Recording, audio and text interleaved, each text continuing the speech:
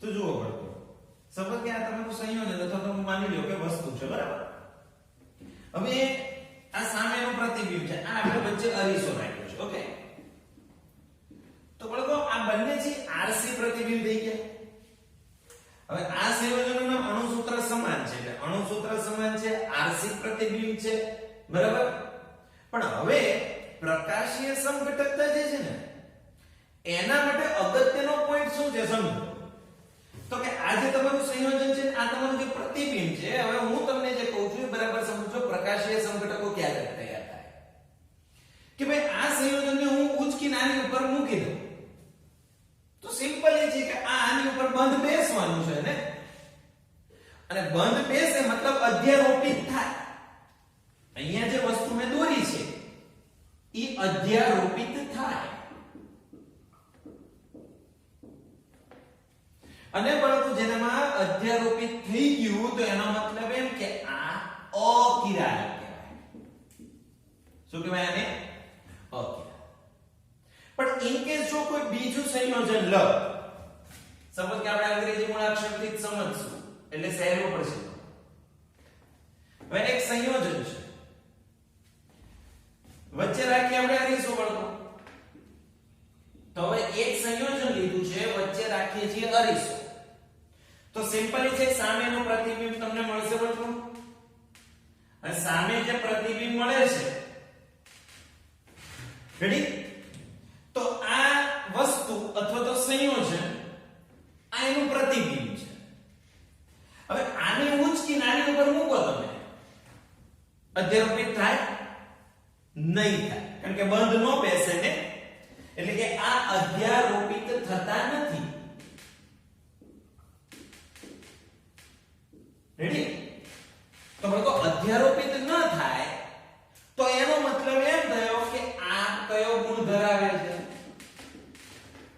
Chiral ગુણ ધરાવે છે ક્લિયર થયો તો જો આ આરસી પ્રતિબિંબ છે ને આ આરસી પ્રતિબિંબ છે તો જે સમઘટકો આરસી પ્રતિબિંબ છે બરાબર જે સંયોજનો આરસી પ્રતિબિંબ છે પરંતુ એકબીજા પર અધ્યારોપિત નથી થતા ઈ તમારા પ્રતિબિંબી સમઘટકો છે અને જે પ્રતિબિંબી સમઘટકો છે એમાં પ્રકાશ ક્રિયાશીલતાનો ગુણ આવે શેનો ગુણ આવશે પ્રકાશ ક્રિયાશીલતા અને પ્રકાશ ક્રિયાશીલતાનો ગુણ આવે એટલે જે સમઘટકોનું નામ શું પડી ગયું બાળકો પ્રકાશીય સમઘટકો અને ઈ ગુણને પ્રકાશીય સમઘટકતા કીધી ખ્યાલ આવે છે ફરી એકવાર સ્પષ્ટ કરું છું બાળકો મેં કીધું એમ બુકમાં લખ્યું છે એ તો બરાબર પણ સૌથી પહેલા મેં કીધું એમ તમને આ વસ્તુ ખબર હોય કે ભાઈ સંયોજન આ બે જો તમારી સામે બંને આરસી પ્રતિબિંબ તો છે જ કે નહીં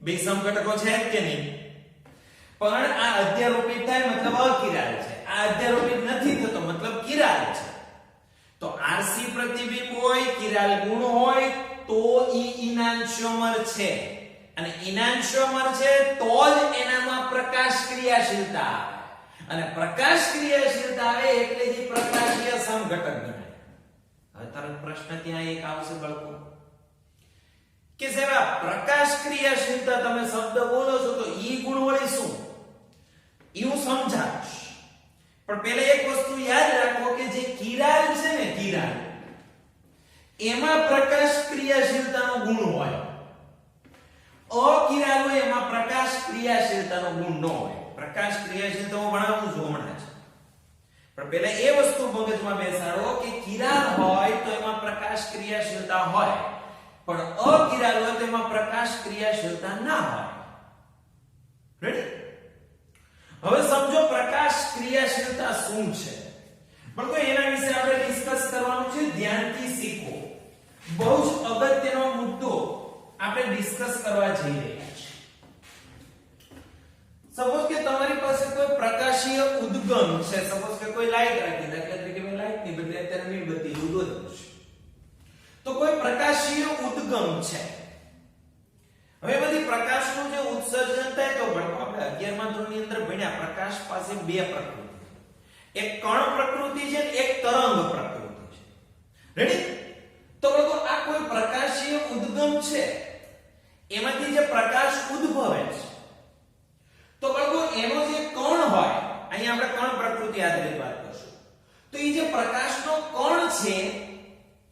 શક્ય એટલા બધા જ તલ એટલે કે સમતલની અંદર ઈ કંપન કરતો હોય.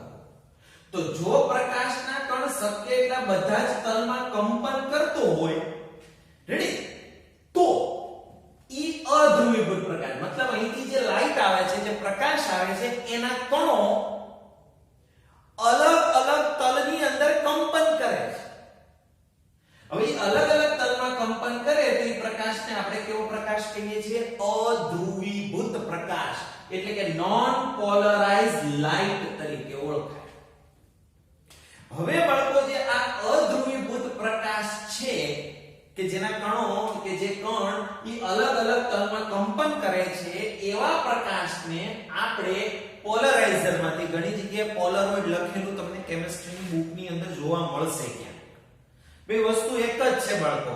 તો પોલરાઇઝર હવે આ કામ શું કરશે, બરાબર, એ પણ હું કહીશ. પણ સૌથી પહેલી વાત તો ઈ કે આ પોલરાઇઝર શું છે, શેનો બનેલો છે. બરાબર, તો પોલરાઇઝર તરીકે તમારે ટુર્મેલિન સ્ફટિક અથવા નિકોલ પ્રિઝમ લેવાનું. પોલરાઇઝર તરીકે તમારે શું લેવાનું બાળકો? ટુર્મેલિન સ્ફટિક અથવા તો નિકોલ પ્રિઝમ. બાળકો, એ કેલ્સાઇટ ની બનેલી રચના છે. શેની બનેલી છે રચના બાળકો? કેલ્સાઇટ ની બનેલી રચના છે. કેલ્સાઇટ મતલબ CaCO3, કેલ્શિયમ કાર્બોનેટ ની બનેલી રચના છે બાળકો. તો હવે આ જે ટુર્મેલિન સ્ફટિક અથવા નિકોલ પ્રિઝમ કે જે કેલ્સાઇટ ની બનેલી રચના છે, એમાંથી તમે આ અધ્રુવીભૂત પ્રકાશને પસાર કરો. તો જેની પ્રકાશ બહાર આવે છે, તો જે કણ અલગ અલગ તલમાં કંપન કરતા હતા, એના કંપનો કોઈ એક જ તલમાં થઈ જાય. હવે જો બાળકો, અહીંયા આગળ મેં આવી રીતે દોર્યું એટલે ઘણા લોકો મગજમાં એવું બેસાડે કે આમ કંપન થાય ઈ જ ધ્રુવીભૂત પ્રકાશ. એવું નથી. ધ્રુવીભૂત પ્રકાશનો મતલબ એવો કે પ્રકાશના કણોનું કંપન એક જ તલમાં હોય. હવે દાખલા તરીકે હું એમ કહું કે ભાઈ આ રીતે બધા જ કણો કંપન કરે, તો બાળકો આ પણ ધ્રુવીભૂત પ્રકાશ ગણાય. જો માની લો કે બધા જ પ્રકાશના કણો આ રીતે કંપન કરતા હોય, તો બાળકો આ પણ ધ્રુવીભૂત પ્રકાશ જ ગણાય. અને જો આમ કંપન કરતા હોય બધા જ કણો, તો આ પણ ધ્રુવીભૂત પ્રકાશ જ ગણાય. મતલબ ધ્રુવીભૂત પ્રકાશ માટેની શરત એમ નહીં આમાં હોય ધ્રુવીભૂત. ધ્રુવીભૂત પ્રકાશની શરત એ કે પ્રકાશના કણોનું કંપન એક તલમાં હોવું જોઈએ. આ રીતે પણ ચાલે, આ રીતે પણ ચાલે, આ રીતે પણ ચાલે અને આ રીતે પણ ચાલે. ખ્યાલ આવે છે? એ ધ્રુવીભૂત પ્રકાશને કહેવાય પોલરાઇઝ્ડ લાઇટ. તો આ નોન પોલરાઇઝ્ડ હતું. નોન પોલરાઇઝ્ડ ને પોલરાઇઝ માં કન્વર્ટ કરતું સાધન એટલે પોલરાઇઝર. ક્લિયર થયો? હવે ઈ જે ધ્રુવીભૂત પ્રકાશ તમને મળ્યો, એને તમારે મોકલવાનો સેમ્પલ ટ્યુબ ની અંદર. શેમાં મોકલવાનો છે? Sample tube. પણ કે જે સેમ્પલ ટ્યુબ છે એમાં કે નવી વસ્તુ નથી. હવે હું કહેતો હતો કે કોઈ પદાર્થ છે એમાં પ્રકાશ ક્રિયાશીલતાનો ગુણ છે કે નહીં. હવે ઈ કઈ આપણે પદાર્થ હાથમાં લઈને તો નહીં ખબર પડે.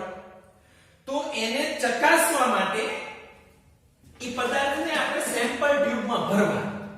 એટલે કે સેમ્પલ ટ્યુબમાં તમારે પદાર્થ ભરવાનો છે, કોઈ સંયોજન ભરવાનું છે કે જે પ્રકાશ ક્રિયાશીલતાનો ગુણ ધરાવે છે કે નથી ધરાવતું એ જાણવા માટે. ખ્યાલ આવે છે? તો ધ્રુવીભૂત પ્રકાશને હવે તમે સેમ્પલ ટ્યુબની અંદર એન્ટર કરો. સેમ્પલ ટ્યુબની અંદર તમે કોઈ પદાર્થ ભરેલો છે. રેડી? હવે જો સેમ્પલ ટ્યુબમાં ભરેલો પદાર્થ છે એના ઉપર તમે ધ્રુવીભૂત પ્રકાશને આપાત કર્યો, હવે ઈ જે ધ્રુવીભૂત પ્રકાશ બહાર આવે છે, બરાબર, તમારો જે આ ધ્રુવીભૂત પ્રકાશ સેમ્પલ ટ્યુબમાંથી બહાર આવે છે, એના કંપન એઝ ઇટ ઇઝ રહેતા હોય. મતલબ કે આ જે એન્ટર કર્યો તો ધ્રુવીભૂત પ્રકાશ, હવે સેમ્પલ ટ્યુબમાંથી બહાર આવેલો પ્રકાશ પણ જો આ જ રીતે કંપન કરે છે, મતલબ કે જે રીતે આપણે એન્ટર કર્યો તો એ જ રીતે કંપન કરતો પ્રકાશ તમને બહાર જોવા મળ્યો, તો એનો મતલબ એમ કે તમે જે પદાર્થ ભર્યો છે ને ઈ ધ્રુવીભૂત પ્રકાશના તલને ફેરવી શકતો નથી, મતલબ કોણીય રીતે આવર્તન એટલે કે કોણાવર્તન કરી શકતો નથી. મતલબ ઈ પદાર્થ પ્રકાશ ક્રિયાશીલતાનો ગુણ ધરાવતા નથી. ખ્યાલ આવી ગયો? ફરી એકવાર બોલું છું કે ધ્રુવીભૂત પ્રકાશ બહાર એવો ને એવો જો આવે તો સેમ્પલ ટ્યુબમાં ભરેલો પદાર્થ ધ્રુવીભૂત પ્રકાશના તલનું કોણાવર્તન નથી કરતો, અને જો એ ધ્રુવીભૂત પ્રકાશના તલનું કોણાવર્તન નથી કરતો તો એનો મતલબ એમ છે કે પદાર્થ પ્રકાશ ક્રિયાશીલતાનો ગુણ ધરાવતા નથી. હવે યાદ કરો, હું હમણાં થોડી વાર પહેલા બોલ્યો તો પ્રકાશ ક્રિયાશીલતાનો ગુણ કોનામાં એટલે કિરાલ વાળામાં. રેડી? કિરાલ સંયોજનો પ્રકાશ ક્રિયાશીલતાનો ગુણ ધરાવે એટલે કે પ્રકાશ ક્રિયાશીલતા માટે કિરાલ ગુણ જરૂરી છે. રેડી? હવે જો માની લો કે કદાચ તમારો પદાર્થ છે એ ધ્રુવીભૂત પ્રકાશના તલનું કોણાવર્તન કરે, તો કોણાવર્તનના બાળકો બે ઓપ્શન હોય. દાખલા તરીકે અત્યારે આ રીતે છે તો કોણીય આવર્તનના બે ઓપ્શન છે. કાં કોણાવર્તન જમણી બાજુ થાય અને કાં કોણાવર્તન ડાબી બાજુ થાય. તો મેં તમને બે શક્યતા દેખાડી. જો કે આ ધ્રુવીભૂત પ્રકાશ માની લો કે એનું કોણાવર્તન જમણી તરફ થયું અથવા તો કોણાવર્તન ડાબી તરફ થયું. ઈ ડિપેન્ડ્સ અપોન તમારો જે પદાર્થ લીધો છે, જે તમે સબસ્ટન્સ અહીંયા લઈ રહ્યા છો, પદાર્થ લઈ રહ્યા છો, એના ઉપર ડિપેન્ડ કરે છે. It depends on substance. તો હવે જુઓ બાળકો, અહીંયા આગળ આપણે કીધું કે માની લો કે કોઈ પદાર્થ છે એને તમારા ધ્રુવીભૂત પ્રકાશના તલને જમણી બાજુ કોણાવર્તન કર્યું, તો જે પદાર્થ બાળકો ધ્રુવીભૂત પ્રકાશના તલને જમણી બાજુ કોણાવર્તન કરે એને કહેવાય બાળકો ડેક્સ્ટ્રોરોટેટરી. શું કહેવામાં આવે છે બાળકો? ડેક્સ્ટ્રોરોટેટરી એટલે કે દક્ષિણ ભ્રમણીય. ડેક્સ્ટ્રોરોટેટરી ગુજરાતીમાં કહેશું શું?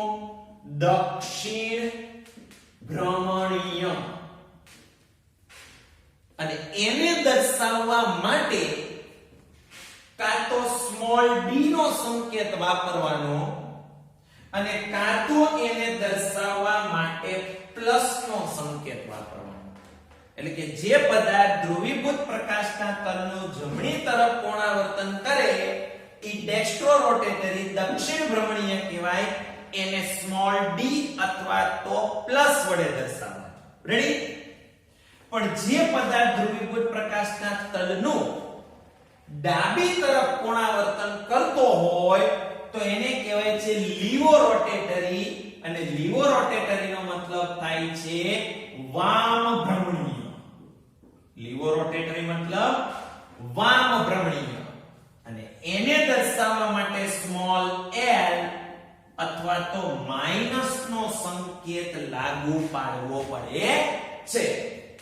વામ ભ્રમણીય માટે સ્મોલ એલ અથવા માઈનસ, અને દક્ષિણ ભ્રમણીય માટે સ્મોલ ડી અથવા પ્લસ નો સંકેત આવે. તો જો બાળકો એ મુદ્દો લખેલો છે કે બે સ્વરૂપો તો સમઘટકોને તેમના પોલરીમીટર ધ્રુવીભૂત પ્રકાશને કઈ દિશામાં ભ્રમણ કરે છે તેના આધારે દક્ષિણ ભ્રમણીય અને વામ ભ્રમણીય તરીકે ઓળખવામાં આવે. હવે અહીંયા પ્રશ્ન એ થયો કે તમને ક્યારેક એવો ક્વેશ્ચન પૂછાય કે પદાર્થ પ્રકાશ ક્રિયાશીલતાનો ગુણ ધરાવે છે કે નહીં, એ જાણવું હોય તો કયા સાધનનો ઉપયોગ થાય? તો કે પોલરીમીટર. આપણે તો પોલરીમીટરનો કોઈ સ્કેચ છે, આ કોઈ સાધન ન દોર્યું, આખી સ્કેચ છે કે એમાં જે જે ઘટના ઘટે છે ઈ દોરેલી છે. આ કોઈ પોલરીમીટર સાધન નથી. આ બધું પોલરીમીટર ની અંદર ઘટના ઘટે આ બધી છે. ચાલ હવે છે. હવે ક્યારેક એવો એક પ્રશ્ન પૂછે કે ભાઈ કોઈ પદાર્થ છે ધ્રુવીભૂત પ્રકાશના તલનું કોણાવર્તન કેટલું કરે છે, તો એનું માપન પણ પોલરીમીટરના સાધનથી જ થાય. ખ્યાલ આવે છે? હવે બીજો પોઈન્ટ કે પ્રકાશીય સમઘટકતા દ્વિદંતીય લિગેન્ડનો સમાવેશ કરતા અષ્ટફલકીય સંકેતમાં જોવા મળે. મતલબ તમારી પાસે પ્રકાશીય સમઘટકતા એવા સંકીર્ણમાં જોવા મળવાની છે કે જે દ્વિદંતીય લિગેન્ડનો સમાવેશ કરતા હોય, એટલે કે એમાં દ્વિદંતીય લિગેન્ડ હાજર હોય અને અષ્ટફલકીય હોય.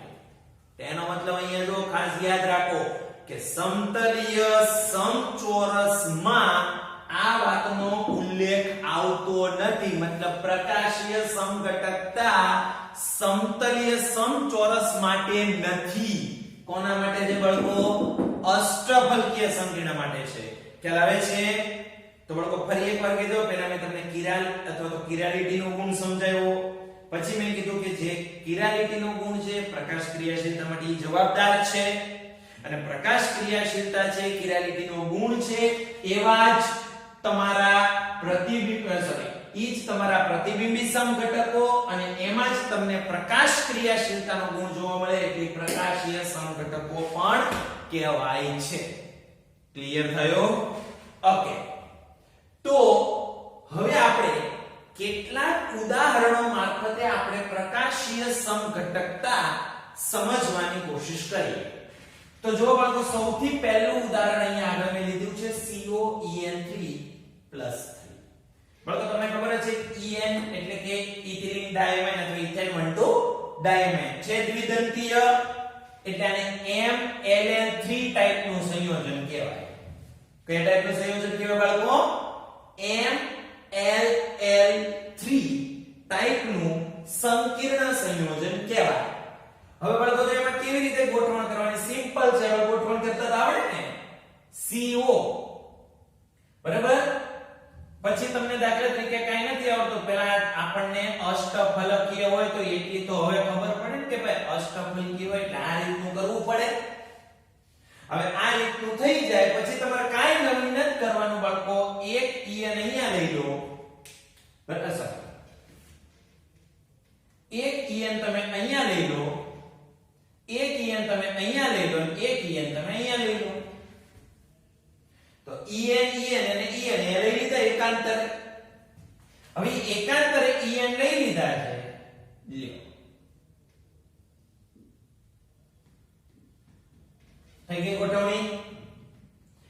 હવે આ સંયોજન છે બરાબર.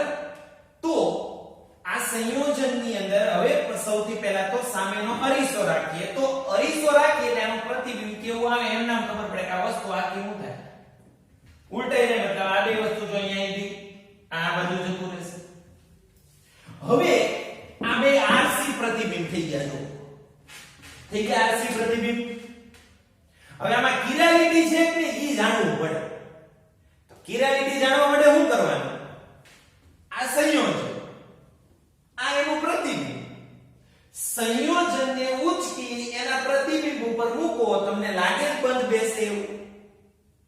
આ સંયોજનને ઉચકી અને એના પ્રતિબિંબ ઉપર મૂકો, બંધ બેસે છે? નહીં. મતલબ આ પ્રતિબિંબી સમઘટકો પણ થશે, કિરાલિટીનો ગુણ પણ ધરાવે છે, અને આમાં પ્રકાશ ક્રિયાશીલતા પણ છે, એટલે કે પ્રકાશીય સમઘટકો પણ છે. મતલબ એ પ્રતિબિંબી સમઘટકો, એ પ્રકાશ ક્રિયાશીલતા, પ્રકાશીય સમઘટકો છે. તો માની લો કે આ ધ્રુવીભૂત પ્રકાશના તલનું જમણી બાજુ કોણાવર્તન કરે. રેડી? માની લો કે આ સંયોજન છે એ ધ્રુવીભૂત પ્રકારના તલનું જમણી બાજુ કોણાવર્તન કરે તો એને શું કહેવાય બાળકો? ડેક્સ્ટ્રો કહેવાય. અને જો આ ડેક્સ્ટ્રો હોય તો બાળકો એક વસ્તુ યાદ રાખવા, કમ્પલસરી લીવો જોવાય. કારણ કે આની કરતા ઉલટી રચના હોય એટલે આ જમણી બાજુ કોણાવર્તન કરતો તો આ કમ્પલસરી ડાબી બાજુ જ કરે. પણ હા, જો આ લીવો રોટેટરી હોત, આ જો વામ ભ્રમણીય હોત, તો આ દક્ષિણ ભ્રમણીય હોત, મતલબ આ L હોત તો આ D હોત. અને ઈ D છે કે L છે આપણે જાતે નો નક્કી થાય. કયા સાધનની જરૂર પડે? પોલેરોમીટર. ક્લિયર થયો બાળકો? હવે બીજો એક અગત્યનો પોઈન્ટ કીધો તમને અહીંયા આગળ. આપણી ટેક્સ્ટબુક જ્યારે તમે જોશો તો તમને એમાં થોડું પ્રિન્ટિંગ મિસ્ટેક જોવા મળશે. ટેક્સ્ટબુક વાળાએ જમણા કોણાવર્તનને લીવો લખ્યું છે અને ડાબા કોણાવર્તનને ડેક્સ્ટ્રો લખેલું છે. બરાબર? એ સુધારજો. જમણું હોય કોણાવર્તન તો ડેક્સ્ટ્રો, અને ડાબું કોણાવર્તન હોય તો જ લીવો આવશે. ઓકે? બાળકો નેક્સ્ટ એક્ઝામ્પલ ઉપર જઈએ. ઉદાહરણ નંબર 2. PtCl2En2 + 2 मतलब આ કઈ પેટર્ન થઈ Ma2Ll2 Ll નો મતલબ દ્વિદંતી એલિમેન્ટ તો બોલો PtCl2En2 હવે અહીંયા આગળ એક બહુ મહત્વની વસ્તુ આ અષ્ટફળ કીધો છે તો આ Ma2Ll2 હોય તો ઘણાના મગજની અંદર તરત એક જૂની વસ્તુ યાદ આવવી જોઈએ આપણે ભૌમિતિક સમઘટકતા ભણી ગયા તો ભૌમિતિક સમઘટકતા ભણી ગયા તો એમાં તમને ખબર હશે આ પેટર્ન હોય ને તેમાં બે સમઘટક આવે બે ભૌમિતિક સમઘટકો આવે એક સીસ અને બીજો ટ્રાન્સ યાદ કરો જો તમને શીખવાડો સેન્ટરમાં PT છે પછી આ બે Cl અને બે En જેમ જોડવાય આપણે ત્યારે બી શીખવાય હવે આ કયો સમઘટક સીસ કઈ રીતે ડિસાઈડ કરવાનો તો ત્યારે મેં કીધું તો બાળકો એની માટે આ દ્વિદંતી એને નહીં જોવાના આ બે એક દંતીય જોવાના જો પાસ પાસેના ખૂણા પર છે તો મતલબ આ સીસ થયો હવે સીસ નું ટ્રાન્સ કરવું હોય તો મેં ત્યારે બી શીખવાડ્યું તો ફરી એકવાર અહીંયા શીખવાડું Cl ને અહીંયા લઈ લો અને આ ભાગ અહીંયા જવાનો જોઈ લો Cl ની સામે Cl આ En as it is પણ આ સંયોજકતા અહીંયા વહી ગઈ ને એટલે En અહીંયા જોડાણ આવી ગયું તો આ સીસ સમઘટક છે અને આ ટ્રાન્સ છે હવે બાળકો સૌથી મહત્વનો પોઈન્ટ અહીંયા એ આવે છે કે સમઘટકતા બધી હવે ભેગી થતી જશે હવે જે MCQ બનતા જશે એ વધારે પડતા કોમ્પ્લિકેટેડ બનશે શું કામ કેમ કે હવે તમને ઓપ્શન ની અંદર એવું આપશે કે ભાઈ દાખલા તરીકે ક્વેશ્ચન પૂછો કે નીચેના પૈકી કયા સંયોજનમાં પ્રકાશીય સમઘટકતા જોવા મળશે હવે એના ઓપ્શનમાં તમે એવું લખ્યું હોય કે ભાઈ સીસ PtCl2En2 + 2 બાળકો વીજભાર દર્શાવવાનું નહીં ભૂલવાનું હોય ત્યારે અને એક ઓપ્શન માં એવું આપ્યું હોય ટ્રાન્સ PtCl2En2 આ બેમાંથી કોનામાં પ્રકાશ ક્રિયાશીલતાનો ગુણ એટલે કે પ્રકાશીય સમઘટકતા આ સીસ વાળામાં જોવા મળે કે ટ્રાન્સ વાળામાં જોવા મળે કે બેયમાં જોવા મળે હવે એ ડિસાઈડ કરવાનું છે અને એ બાળકો બહુ અગત્યનું છે એટલે કે અહીંયા ભૌમિતિક સમઘટકતાની સાથે સાથે હવે આપણે પ્રકાશીય સમઘટકતા પણ કમ્બાઈન થઈ રહી છે જેમ કે આ સીસ અને ટ્રાન્સ ભૌમિતિક સમઘટકતા હતી ને હવે બાળકો આમાં આપણે જોવું છે પ્રકાશીય સમઘટકતા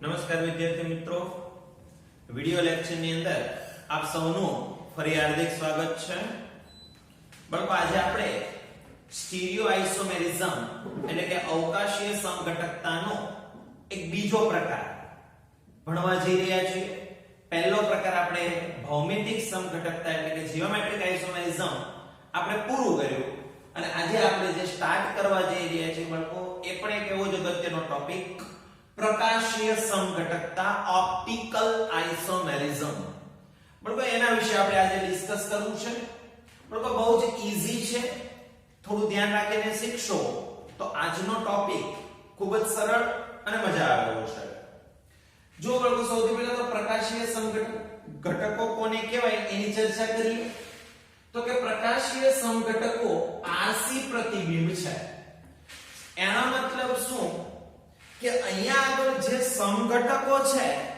એ બંને એકબીજાના આરસી પ્રતિબિંબ આરસી મતલબ અરીસામાં દેખાતું પ્રતિબિંબ જેમ કે તમે અરીસાની સામે ઊભા રહ્યો છો તો તમે વસ્તુ છો અરીસાની અંદર તમે જે દેખાવ છો તમારું પ્રતિબિંબ છે તો તમે વસ્તુ સામે તમારું પ્રતિબિંબ એ બે સમઘટકો છે તે બે આરસી પ્રતિબિંબ છે રેડી તો પ્રકાશીય સમઘટકો જે બે છે એ બંને આરસી પ્રતિબિંબ છે એટલે કે અરીસામાં જોવા મળતું એનું પ્રતિબિંબ છે જે એકબીજા પર અધ્યારોપિત કરી શકાતા નથી બરાબર છે એટલે એનો મતલબ શું થયો તો કે એક તમારી પાસે વસ્તુ છે સામે તમારી પાસે એનું પ્રતિબિંબ છે, મતલબ આ વસ્તુ, આ પ્રતિબિંબ, આ બંને સમઘટકો છે, આરસી પ્રતિબિંબ છે.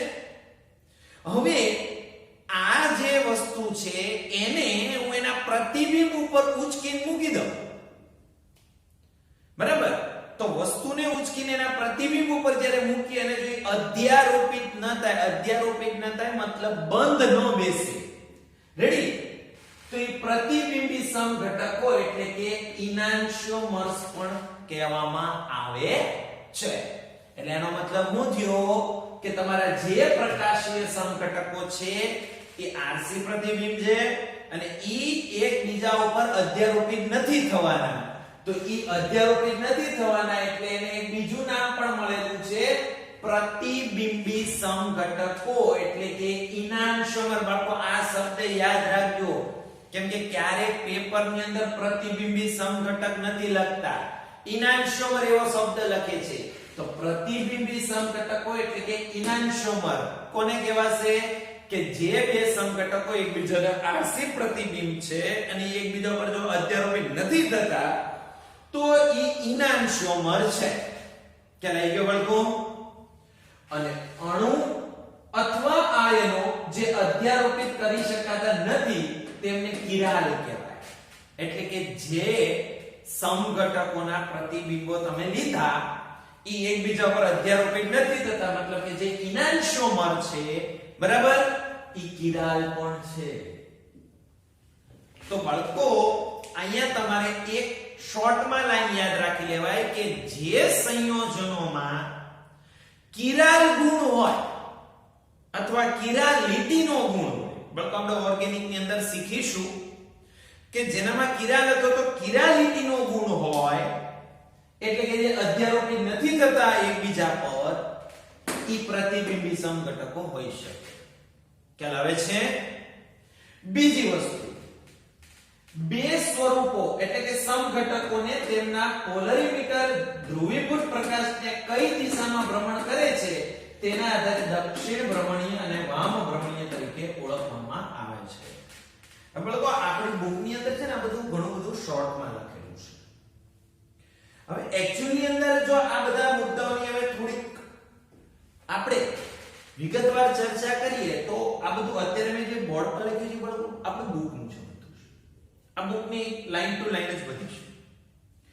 સૌથી પહેલો પોઈન્ટ તો બાળકો ત્યાંથી જ સ્ટાર્ટ થાય કે કિરાલ લીટી અથવા તો કિરાલ ગુણ એટલે શું, બરાબર? તો તમારી પાસે કોઈ સંયોજન હોય, સામે તમે એનું પ્રતિબિંબ લો. સપોઝ કે હું તમને એક આલ્ફાબેટ થી શીખવાડું. સપોઝ કે તમારી પાસે એક આલ્ફાબેટ છે A, બરાબર? માની લો કે તમારી વસ્તુ છે, આ તમારું સંયોજન છે. હું તમને એમ કહું તમે એમાં અરીસો રાખો તો સિમ્પલ લોજિક છે. A નું પ્રતિબિંબ અરીસાની અંદર શું આવશે? એ જ આવશે. હવે તમે જો આ તમારું વસ્તુ અથવા આ તમે અત્યારે એમ સમજો કે આ સંયોજન છે, આ એનું પ્રતિબિંબ છે.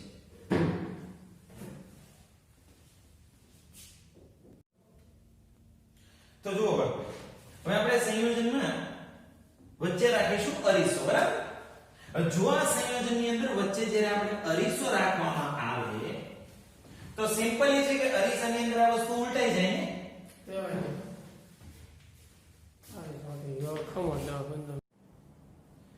તો જો હવે આપણે અહીંયા આગળ રાખીશું વચ્ચે અરીસો રાખીશું, બરાબર? હવે જ્યારે આપણે અહીંયા આગળ અરીસો રાખીએ છીએ એટલે સિમ્પલી છે કે આનું પ્રતિબિંબ લ્યો એટલે વસ્તુ છે એનું પ્રતિબિંબ લ્યો એટલે ઉલટાઈ જશે આ રીતે. હવે આ વસ્તુ ઉલટાય તો જો સેન્ટરમાં PT છે એ તો એઝ ઇટ ઇઝ એમનામ જ રાખશું. હવે રહી વાત કોના કોના સ્થાન બદલવા, તો જુઓ કોના કોના સ્થાન બદલવા એ જોઈએ. તો આ CL જે જમણી બાજુ છે ક્યાં આવી જશે? ડાબી બાજુ આવી જશે. આ CL ન બદલાય ને બાળકો, એ તો પ્રતિબિંબમાં ત્યાં જ રહેવાનું છે. આ EN છે એ ડાબી બાજુ છે ક્યાં આવી જશે? તો કે જમણી બાજુ.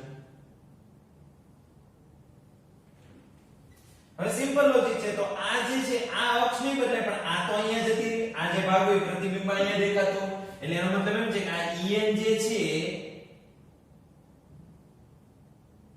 એ તમને અહીંયા દેખાશે. વીજભાર કેટલો તો કે +2. હવે અહીં ધ્યાન રાખવાનું વીજભાર +2 જ રહે, પ્રતિબિંબમાં -2 નો દઈએ ભલે એને નહીં બદલવા. +2 નો +2 જ રહે, વીજભારમાં કોઈ ફરક પડે નહીં.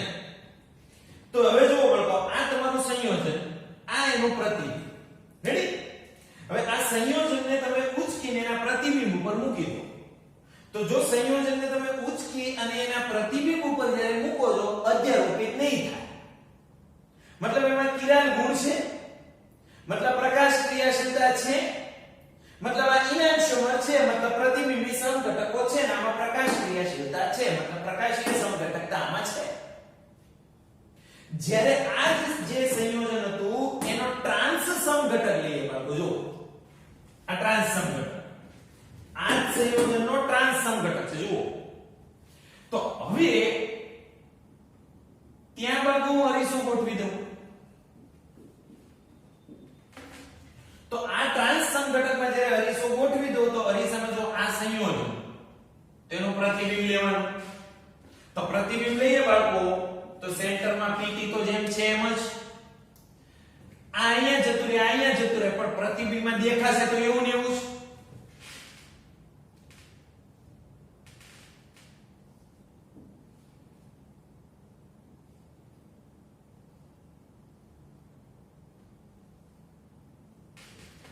ક્યાં આવે છે? અને આ Cl તો પ્રતિબિંબમાં બાળકો બે Cl જેમ છે એમને એમ જ રહેવાના, ઈ કઈ બદલાઈ જવાના નથી. તો જો આ ટ્રાન્સ સમઘટક હતો, આ એનું પ્રતિબિંબ છે. તો બાળકો સંયોજનને ઉચકી અને તમે એના પ્રતિબિંબ ઉપર મૂકો, બંધ બેસે, અધ્યારોપિત થાય. તો જો સંયોજનને ઉચકી એના પ્રતિબિંબ ઉપર મૂકો, અધ્યારોપિત થાય, બંધ બેસે, એનો મતલબ એમ કે એમાં કિરાલ ગુણ નથી. કિરાલ ગુણ નથી મતલબ પ્રકાશ ક્રિયાશીલતા ન હોય, મતલબ આમાં પ્રકાશીય સમઘટકતા ન આવે. મતલબ આપણી પાસે એક પ્રશ્ન તો યાદ કરો કે ભાઈ આ જે PtCl2En2 આ જે સંયોજન છે તો સીસ અને ટ્રાન્સ બે સમઘટકો પૈકી કોનામાં પ્રકાશ ક્રિયાશીલતા છે અથવા તો પ્રકાશીય સમઘટકતા છે? તો એના આન્સરમાં કોણ આવશે બાળકો? સીસ સમઘટકમાં પ્રકાશ ક્રિયાશીલતા છે, પ્રકાશીય સમઘટક જોવા મળશે પણ ટ્રાન્સમાં જોવા મળશે નહીં. ક્લિયર થયું બાળકો? તો આજે આપણે શીખ્યા પ્રકાશીય સમઘટકતા.